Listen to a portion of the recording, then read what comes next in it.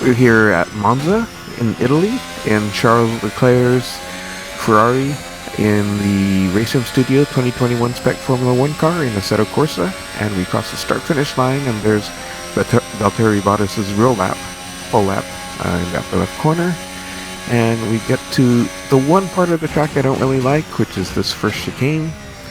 It's just very slow, but I was surprised to see that I take it at about 70 kilometers an hour, which is about the same speed as real Formula 1 drivers take it. Then we enter this flat-out Curva Grande. I love this part of the track, and you'll hear me say that because I love just about everything about this track.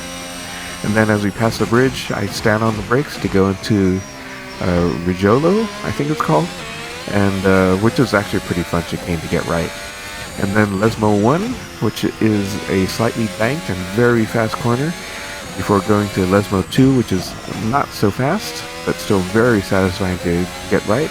And we get to the second DRS zone through this straight. And to have to gird ourselves for Ascari here, which is probably my favorite chicane in all of motorsport, where you just stand on the brakes at the entrance and then stand on the throttle as you go through and just hope the car sticks.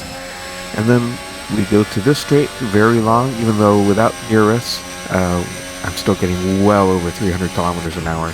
I start braking at the last brake marker, shift to fourth, and then stand on the throttle to go through the front straight. This is a very simple track, not many turns. And I get a 1 minute 27.441.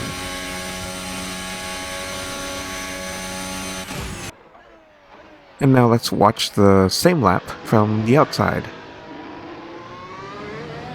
Lots of news in the driver market for the Formula 1 world this past week, with finally George Russell being confirmed for the second Mercedes seat to be teammates with Lewis Hamilton. And I've been just about dying for that to happen ever since watching George in his one-off stint at Mercedes, replacing Lewis in Bahrain, where I thought he drove just brilliantly. So I'm very much looking forward to see what he can do with the whole season at Mercedes against Lewis next year. Part of the fallout from that move is Alex Albon being confirmed for his return to Formula 1 through George's old seat at Williams. So it'll be interesting to see what he can do with that seat next year.